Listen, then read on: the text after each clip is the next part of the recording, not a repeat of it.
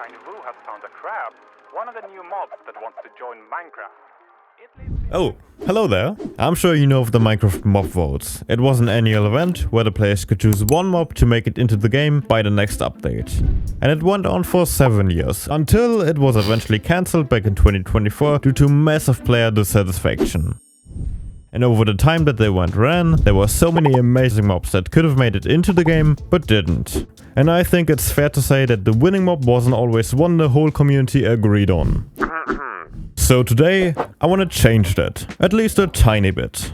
I'm dedicating a massive build to one mob that didn't make it into the game, but honestly I think it would have been a great addition. Especially since it came with a unique item, something that could give players extra reach. And I feel like survival builders would have absolutely loved that. And of course, I'm talking about the crab. So, to start things off, we need a plan. First of all, the terrain. Today we're heading to the beach, but not just any beach, a brand new custom biome with stones, sandy shores, mangrove trees and maybe even a few seashells scattered around. Something that really feels alive. And then there's the main project, a massive crab inspired by the original Minecraft design. But on top of it, I want to build a sandcastle-like structure, something players can actually live in and explore. Basically a walking crab-themed city. But before we get to building the crab, I think we need the right atmosphere first. Because this flat grey slab, yeah, it's not exactly giving summer sunshine and beach vibes. So let's fix that.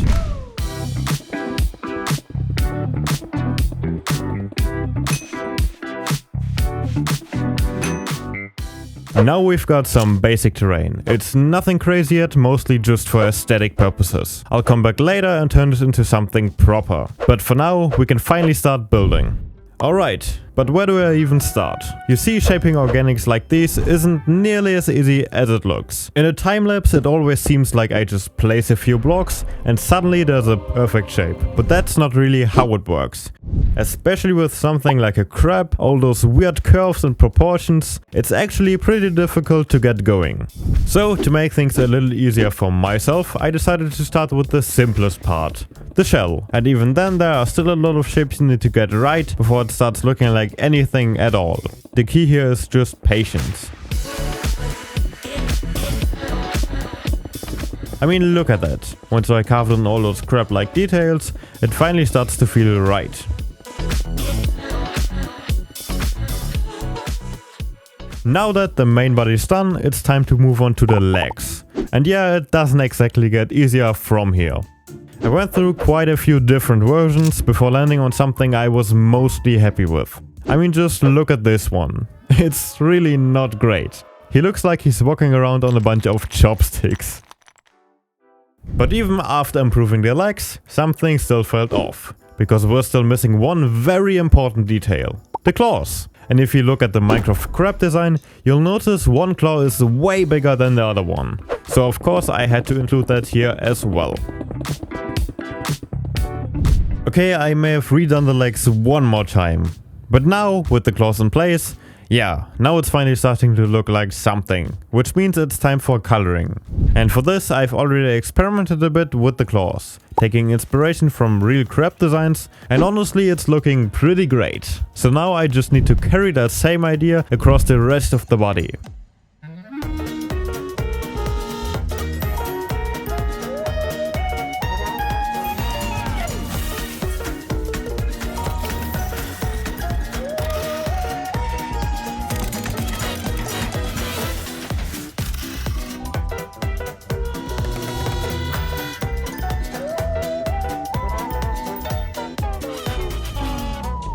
Having a good reference makes a huge difference. For this build I'm using the original Minecraft crab design, along with a more realistic reference of a crab to base my coloring off of. Having a real life reference is always super helpful, especially for the smaller details that the Minecraft version might be missing, but that still add a lot to the overall build. For example, while the Minecraft crab has fairly smooth legs and claws, real crabs are much rougher, covered in tiny spines and textures. So to avoid making everything look too smooth, I added a few of those subtle details to my crab as well. The same goes for the main body. I used the real reference image for the color palette and built my gradients around that. And honestly, I think it works really well. It gives the build this nice balance, somewhere between the Minecraft style and a more realistic crab. And once the coloring was done, I moved on to some final detailing. I added a few spikes along the shell to break up that round shape, and included some smaller details here and there to really finish off the organic. And now that the crab is done, it's time for the second part of this build, the sandcastle. And for this part, once again, I didn't build alone. I invited some friends to join me, namely Builderlings. If you don't know them, they are a professional team of builders who share their creations over on Instagram. But I'm sure if you're into larger scale builds, castles and massive structures, there's a good chance you've already stumbled across some of their amazing work.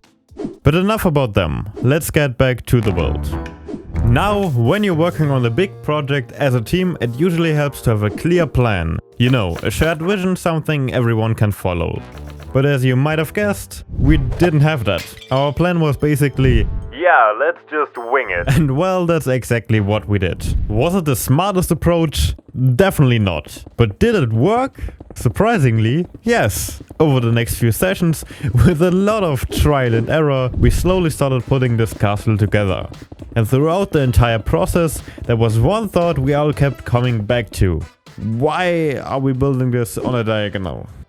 Looking back at it now, we could have made things so much easier by just building everything straight. But no. For some reason, we really wanted a diagonal.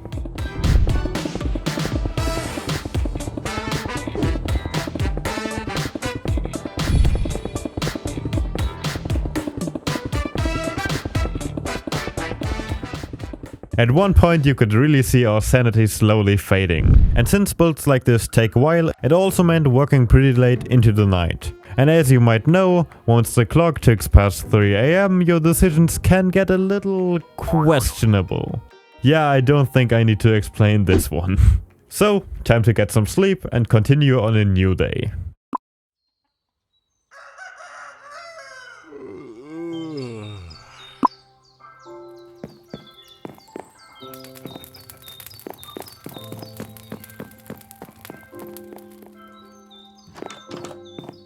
Oh, great. We're still not done.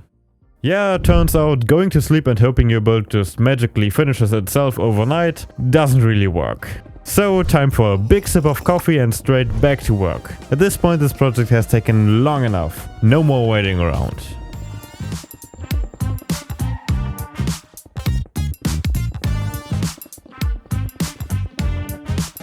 And now that the base structure is finally looking nice, let's move on to the colors. Since the build sits right on the beach on top of a giant crab, it only makes sense to give it that classic sandcastle look. But of course I can't just turn everything into plain sandstone. Where's the depth in that? So instead I'm putting together a nice gradient, mixing different blocks to give it more texture and variation.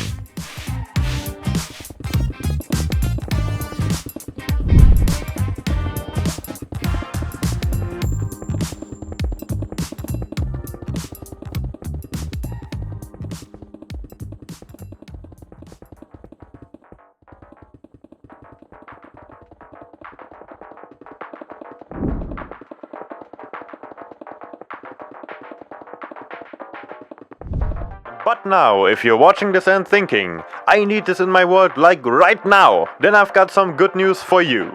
This build alongside with hundreds of other custom projects is available on both Builderlings and my Patreon. So if you wanna get your hands on them, the links are down in the description. And with that, the castle's coloring is pretty much done. Aside from a few small details, there's really not much to add to the outside. But we're not finished just yet, because there's still one big part left. So time for the part you've all been waiting for, the interior.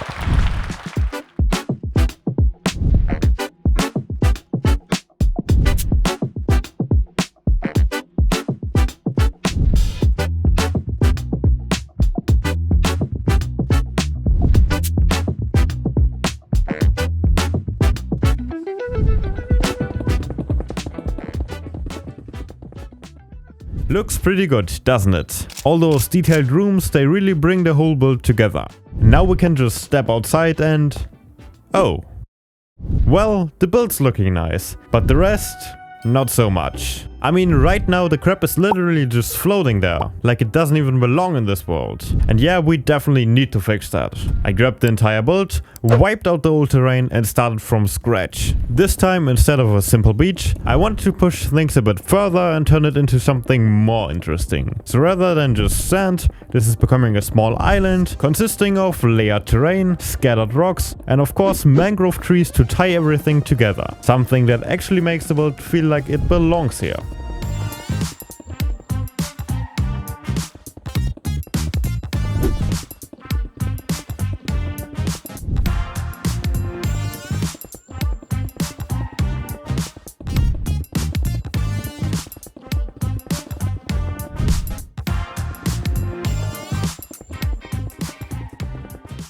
And after all that work, everything finally comes together. The crab, the castle, and now the world around it.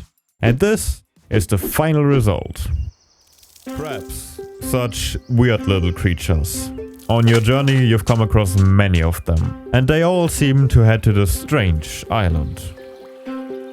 Whilst normally there would only be a few, here there are thousands. Thousands of those creatures. And they all lead you to something even stranger. At the very heart of the island stands something you've never quite seen before. Something unbelievable. It's a truly colossal crab. Wait, that's it? Just more crab? As I was saying, a truly colossal crab. What a life-changing discovery.